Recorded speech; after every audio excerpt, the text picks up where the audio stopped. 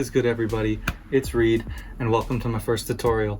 Today we got a great video. We're going to be going over the strike double lift, one of the most fundamental and basic but super powerful moves in card magic, and I cannot wait to get into it. This will be the first of many to come, and I'm excited to bring it your way. This is a beginner move, one of the first moves that many of us learn when we enter the card magic world. A good double lift is key to so many magic routines, and it's one of the most deceptive moves. I've been doing double lifts forever, and I've been getting away with them forever. It's a concept that laymen don't even think about, and it's really just super strong when done correctly. So my plan for these tutorials, we're going to get into a demonstration, go into some exposure, and then we'll get into the detailed breakdown where I'll show you all the mechanics, give you some tips, then we'll move into some subtleties, body language, and a few special uses for each move, and some of the real gold that I've learned or came up with for different moves. So without any further ado, let's jump right into the strike double lift tutorial. Alright, so time for a basic demonstration on the strike double lift. We'll take the Jack of Hearts, flip it face down, and just like that, we got the Ace of Clubs. We can take the Ace of Clubs, put it right back on top, and it just changes right back into the Jack of Hearts. So there's not much to expose with the double lift. The basic principle of the double lift is to flip two cards, but make it look like it's one card. Handle it like one card freely, but the whole time it's really two. Alright, so we're going to get right into the tutorial. I'm going to start with a quick little side tutorial on grip. So we're going to learn first the mechanics grip, or dealer's grip, one of the most basic grips. It's basically the way you're going to hold cards when you're dealing, or in your dealing hand. So if you're right-handed like me, this is what that's going to look like. You're going to place the deck right about that second notch on your index finger. Okay? You're going to curl these three fingers around the side and this finger on top. Now, you don't want your fingertips over top of the deck, you want it on the side. So what you're going to do, I'll show you underneath, you're going to, the deck's not going to rest totally flat in your hand, it's going to be elevated a little bit, just a little bit. You can see there's a little pocket right in there, okay? So it's going to start flat, but as you grip, you're going to elevate and create a little bit of pocket in there. If you guys notice me holding the cards like this is just the way that I do my dealer's grip. This is another way you can do it. This is the basic way that's taught the most. This way comes in handy for bottom dealing and second dealing, various deals like that. We'll get into that at some point. But for now, this is basically the grip. Okay, thumb along the side, index finger comes diagonally along the front, and then these three fingers line up around the side. And notice I'm not gripping the deck over the top. It's just along the fingertips of my hand, and I have that little air pocket between the fingers and the bottom of the deck. Feel free to hold the deck like this if you want. It's just become a habit for me, so that's most of the time how I hold the deck. Once in a while I'll catch myself back to this grip because it's been engraved in me for so many years, but now I tend to hold the deck like this most of the time because of the dealing. So that's how you hold the deck. So luckily for the strike double lift, we're not really changing the way we hold a deck. You're going to be able to do this, and you want to be able to do this in a mechanics grip. You don't want to have any funny finger movements with either hand when you're doing this. And the most important thing about all magic is to make it look natural, or as natural as you can, and to make it look like there's nothing fishy going on. So for the strike double lift, the finger positioning is basically no different in the left hand from that dealer's grip. All right, three fingers on the side, index diagonally across the front, thumb on the side, that little air pocket. There you go, that little air pocket underneath. So you're kicking over the deck just a little bit, just like that, barely noticeable. This is called beveling the deck. So you're coming in with your middle finger right behind the pinky, riffling that beveled deck until you land on two cards, and flipping those two cards as they are one, demonstrating them as they're one card, and doing whatever you got to do from there. So those are the basic mechanics. All right, so let's take a closer look at that. First step is getting that bevel. So what you want to do is use the fat of the thumb here to kick over the deck off from the left side. That will leave the deck in this position, so there's an angle along both sides, okay? That's going to help with getting that nice riffle and getting you to be able to riffle to 2 cards. Use that fat of the thumb, and it's barely noticeable. You do this in an off moment when you're getting ready to go get that double lift. That's a good time to do it. Or you can even do it right in front of people. It's so minute, no one's even gonna notice what's going on here. So after you've kicked over the deck, you can bring the thumb on top. You're gonna need to add a bit of downwards pressure in this corner with the thumb. See, kind of like that. What that's gonna do is, if you can see from the front, it's gonna bend the deck downwards a little bit. That's gonna also help you riffle the cards real nicely, because there's gonna be some pressure opposite your finger, okay? So you've pushed over, and you brought your thumb to the top of the deck. Now this isn't anything suspicious, because this is a very natural position, either with the thumb at the side or on top. Oftentimes your thumb will be on top of the deck when you're holding it. So the thumb's on top. So far everything is normal, there's nothing out of the blue. When you're coming over to flip this card, you're gonna bring that middle finger, and you're gonna land right near the top of the deck. You don't need to start at the bottom and riffle all the way up. That is suspicious, do not do that. So start right near the top and maybe grab, I don't know, 3, 4, 5 cards. The better you get at this, the less cards you'll need to grab.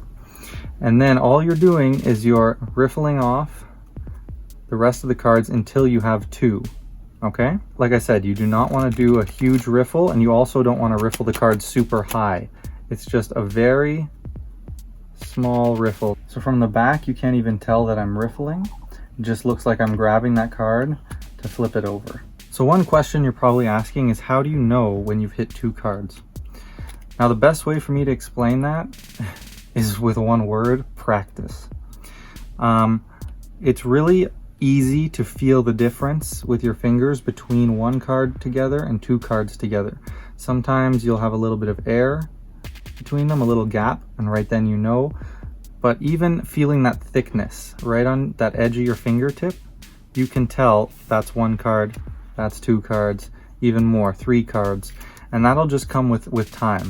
But with not even too much practice, you'll get the hang of, okay, I'm holding 2 cards right now. You won't even have to look. You know, do this with your eyes closed, riffle, and then try to guess how many cards you're holding. Obviously aim for 2 so you can build up that feeling of what 2 cards is like. And from that point there, you know, you're always gonna know. Once you've built up, if it's 2 cards or 3 cards or 1 card, right? Those are the main 3 you want to know. Once you can tell the difference, you'll never miss another double lift. So let's go over this again. Kick over with the thumb, bring the thumb on top, and apply a bit of pressure downwards. That's going to allow you to grab the first few cards and riffle till you're at 2. So what's next? From here, all you need to do is flip over the card. Now there's a million ways to flip over a card, but whatever you choose, make sure it's the same way that you flip over 1 card. I cannot stress this enough. We're trying to make our double lift look exactly, not almost the same, but exactly the same as when we flip 1 card. So when I flip 1 card, I take it and I just turn it on top of the deck, right? When I flip 2 cards, I'm turning it on top of the deck. It looks exactly the same, and I've done that for a reason. So you need to figure out your way of flipping cards. The easiest way to do that, take the deck and just flip 1 card right now. Whichever way that you flipped that card, if you're comfortable with it and you like it, well, start doing your double lifts that way as well. So I'll just quickly show you what I do. I'll slide the index finger underneath till it's about there on that second joint. The thumb goes on top so I can hold it like this, and the index finger just lands along the side. Sometimes I'll go a little higher up and hold it on the corner, and these fingers a little bit higher, just whatever feels comfortable. Then I'll slide the card out to this end, let it fall, and come back and do the exact same thing. So that's the way that I flipped it. But once you're at this point, like I said, you want to find a way that's natural for you, that looks identical to how you flip 1 card. So that's the basic mechanics on the strike double lift. You're striking the deck and you're getting a double lift. That's where the name comes from. So here's some tips that I'll recommend. The biggest thing that a lot of magicians see wrong when other people do double lifts, and this includes me, I see this all the time. People go like that, right? They get their 2 cards and they go like this. And this doesn't look natural, right? You're taking those cards, it looks ridiculous, and you're pushing them down. 2 cards are great at staying together. You know, I just drop them from a height and they stay together. You turn them over on a deck, let them fall, they're gonna stay together. That's gonna come with confidence. You need to build confidence in your skill, and just having done it enough times that you know when I do this flip, they're gonna stay together. So one thing that I really recommend in doing your flip is that you have some point where you're letting go of the cards and letting them fall. That's gonna be a great convincer to convince people that you're holding one card. In people's minds, if you had two cards, you would be flipping it like this. And that's why we don't do those kind of weird flippy movements, right? It's very relaxed, and we just let that card fall. When you're doing that flip, you want to do what I call a cradle, okay? So we're going to use our fingertips here as a little bit of a cradle, because if you look, all of these edges are slightly raised above the deck, right? So we have three sides of the card that we can use to keep those cards square. So as I come here, here's the first thing that happens. The cards fall, okay? I don't know if you can see, but there's a super small split right there. No one's gonna notice that, but here's how I correct it. First thing when the cards fall is I'm pushing with the fat of the thumb and the tip of the thumb against these two fingers to push that card together lengthwise, okay? Then I can stop there, really. That's the main discrepancy. If there's anything in the front, like if the card lands like this, that's pretty exaggerated, but if the card lands off a little bit, you can just come and go like this with your back thumb. Just looks like you're squaring up the one card to the deck, right? So I'll try to exaggerate this. If the cards fall slightly off to the side either way, right? You're either pushing them together with your pinkies against your thumb, or if they fall this way, pushing it with the fat of your thumb and the tip of your thumb against your pinkies. This way, even if you did a horrible double lift that split like crazy, you're going to be able to save that, right? It's just kind of an insurance policy, right? If you do it right into your hand, you have that ability to square them up. Sometimes when you're flipping, you'll kind of split them with your thumb and they'll fall like that, and you'll see a little bit of a step. Just take that top finger and push it back on like that, right? If you do that in a fluid motion, right? Look, I'll try to split them here. No one's going to even notice because it's going to happen so fast. It's just going to look like the card's flipping. So I use that cradle technique, or that basket almost, that you're dropping the cards into. Now a few other little tips. I've always done my double lifts right on top of the deck, right? A lot of people will teach to do your double lifts, you know, and drop the card so it's a bit hanging off the deck. The reason people teach it is because it's easy. You don't have to do a second double lift to just grab the card and flip it back over. And I like that. I like it a lot. It definitely is easy for that. And if you get a clean double, right, it's a little bit more of a convincer, because now it looks like one card's hanging off, right? When the cards are like this, you don't really have anything hanging off, and you know, maybe someone would get a little suspicious. This way you have that added little convincer there. So if you want to do it right on top of the deck, another little thing I do, I'll show you. When I drop it, I actually put the fat of my thumb. You see how it gets over, it covers the deck right there, right? When I go like this, it's on the top of the deck, and I do that as the cards are falling, and that way the cards fall on a bit of a break there, okay? And I can still squeeze them together off the deck with that thumb and hold them together. I like doing this as it keeps the cards elevated, and that way I don't have to go in for a second double lift. I can just kick the cards over with the thumb and flip like that. So as you're flipping, you stick the fat of the thumb in, catch them, square them, then you have that little gap. You can either come in, grab it straight under the gap, or you just apply a bit of pressure with the base of the thumb and the top of the thumb, and it'll kick that card over a little bit, or both cards over, and then you just flip again. So there's no need to do a second strike. You could, you know, drop it flat onto the deck and come to a second strike. It's usually going to be easier to do the second one, because usually you're going to be left with a little step of some sort, or if the deck's a little more used, it's going to have a natural bend, and when you flip cards, they're going to be opposite the natural bend, so there's going to be a break there regardless, even if you're not holding one. Okay, so pick a way that's suited for you. Those are just a couple tips on your double lifts, so that it's easier to flip them back over or do whatever you need to do. So on the topic of convincers, I'll give a few more that I like to use with the double lift. I'll first explain what convincer is. A convincer is just something that we do as a magician, something very subtle. It's also called a subtlety, really. And it's something that we do just to sell the illusion a little bit more. So with a double lift, right, I was talking about it earlier. If you leave it off the deck a little bit, that just helps sell it a little bit more that it's only one card. So that's a good one. One I always like to do is just a little flick like this off the thumb. It just kind of makes the card look like, you know, it's behaving as one.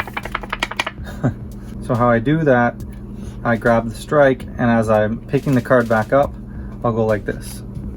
You know, give it a little flick and then maybe pass it a little further. So all you're doing there is you're holding the card in whatever position's comfortable for you, and as you're coming up, you just apply a little bit of downwards pressure and let it roll off the thumb and give it a little flick. Now I don't like too much of a flick, right? David Blaine has this double where he goes like this, right? And it's too much for me. I just want it to be something kind of natural. Like, I don't even do much, just a little bit like this. My probably go-to double lift would look like this. I flip, catch, lift, a little flick, and then I hold it. Another great convincer is getting those two cards away from the deck. So that's what I do all the time. I'll hold it in the other hand, show it to the spectator, hold it far away from the deck, get it close to their face. That'll just sell it more to them that it's one card. If you hold it away from the deck, maybe pass it back and forth a few times in between your hands. You know, if you have a table, drop it on the table. That's another great thing I like to do. But that's just going to come with practice and confidence. Take a card, drop it on the table. Especially more used cards, they're going to stick together great. So yeah, pass it back and forth. That's another great subtlety that I just mentioned, right? A quick note on holding the cards. Like I said, 3 points of contact. So when I'm passing that card out, I have 3 fingers on it, 2 on the back, 1 on the front. You know, I'll also hold my doubles like this a lot. This one, you can kind of get away with 2 points of contact on the edges, you know, especially if you hold it by the corners, so then it won't slip side to side. But yeah, 3 points of contact's the general rule. In a lot of cases, you can get away with 2. So now just a quick recap on some of those subtleties I like to use. So you know, the little flick, getting the card away from the deck, you know, getting it closer to the spectator so they feel like they can examine it a little bit more than if you were holding it, you know, back here close to you on the deck. You know, give it a little pass back and forth naturally as you're gesturing. Don't, you know, you don't want to see this, but just naturally. And then if I have a table, I like to drop the cards a lot. So just quickly on body language. There's not a whole lot to get into with the double lift on body language. The main thing is to be natural, right? That big thing I was telling you guys about earlier, don't do that. Let the card fall. You know, if you're gonna have a double and you're passing it, you just want it to look natural as you're talking, you know? Don't forget, like I say, when you're doing the flip, try to allow the card to be free and fall at some point.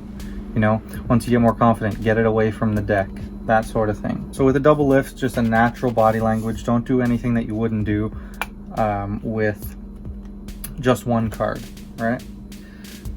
Be confident. That's the other really big piece of advice that's going to come up a lot in my videos. Just pretend to yourself like nothing's going to go wrong if that's what you need to do. You should be confident enough that you know nothing's going to go wrong. Even if you still feel like something might go wrong and that's just who you are, convince yourself that nothing will go wrong. Lie to yourself that nothing's going to go wrong. If you feel that way, you'll be able to take so many more risks and you will be able to perform much more great tricks, especially with things that make people really nervous, like palming and that sort of thing, you know. A double lift, I remember when I first did it, I would be afraid of missing that double lift, you know, especially in a trick where near the end you have to do a double lift and it's a big moment, and if you mess it up, you ruin the whole trick. You know, just be confident in your move, practice, practice, practice, and then use some of these little tips that I've given you so you don't miss any more double lifts. All right, with these tips, there's no reason that you should be missing a double lift anymore, right? If you can square up that card quickly, then there's no reason. When you're confident, that's when you won't miss another double lift again. So finally, I'm going to go through a few little uses or other little ideas with the double lift. Some of the good stuff. You know, I'm gonna save what I would consider some gold, some little keys for the end of these videos. So that's what we'll jump into now.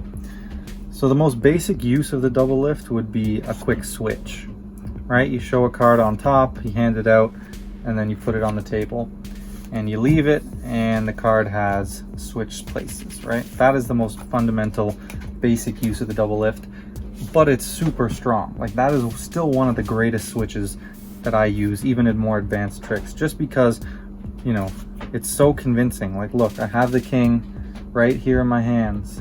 I'm gonna put it on top of the deck and drop it right there. No sleight of hand, nothing, or so it appears, right? So that's really, I guess, the first trick I'm teaching on this channel, if you want to call it that. Just a double lift switch, right? Take the card, show them the card, put it down on the table, have them put their hand on it, you know, wave the deck over the hand or something like that, and then the card just jumps through their hand. I mean, that's something super basic you can do with a double lift, and it's really strong. So I have some pretty cool ideas on some ways to make that switch more convincing, but those will come at other times.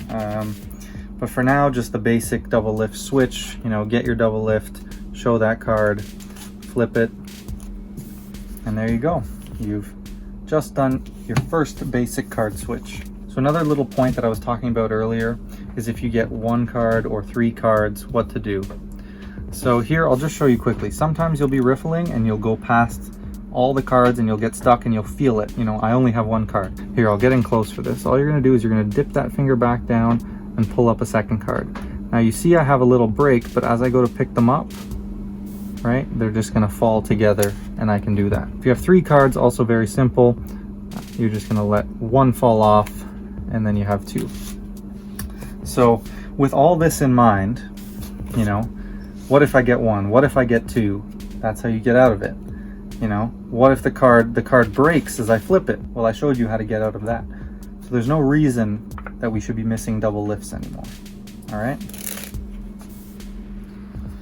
And the final little piece I will leave you with is simply, like I've been saying, to make the card look like it's one card. Okay, literally take the deck, practice flipping one card for a little bit and see how you would do it. I always do this. I give it a little thumb flick. I've just always done that kind of instinctively every time I flip it. So I incorporated that into my double lift, right? And then the only difference is you're just gonna make sure that deck's beveled a little bit, and you're gonna get that strike, and you're gonna go, okay? So once you figured out the way you like to flip a single card, that should be the exact way that your double lift looks. Make it look like one. That's the biggest piece of advice that I can give for this. Hold it exactly like you would. Use some of the convincers I've talked about. You don't have to use all of them. Use the ones you like. Use the ones that you feel are the most convincing, but you definitely want to add at least one or two to your double lift. So once you get really comfortable with that and really happy with the way your double lift looks, that should be the way that you flip cards from now on. That should be the way you flip one card. That should be the way you flip two cards. Should always look that same way, okay? All right, guys, that's it for my first tutorial. That is my strike double lift tutorial. There are, you know, other ways to do a double lift. My preferred is definitely the strike. I always use the strike. There's something called a pushover double lift. It's a lot of people find it pretty hard to do, and you know, I've never really practiced it a whole lot, and for that reason, you know, I don't really do it. I just find the strikes better. I can get into it faster for me and that sort of thing. There's also some, you know, pinky count doubles and thumb counts where you're getting the break before you're going to go into the double, and those are good. I'd say the problem with those is sometimes you want to get into that double super quick and you don't have that offbeat moment to hide that pinky count or that thumb count. And so the strike double lift for me is probably the best version of the double lift. I'll probably go over the pinky count at some point and probably tie that in with a thumb count and do a quick double lift tutorial on those ways to do it. If that's something that interests you guys, please let me know. But with all that said, this has been a really great video. It's been really fun filming this and starting this. Thank you all for watching.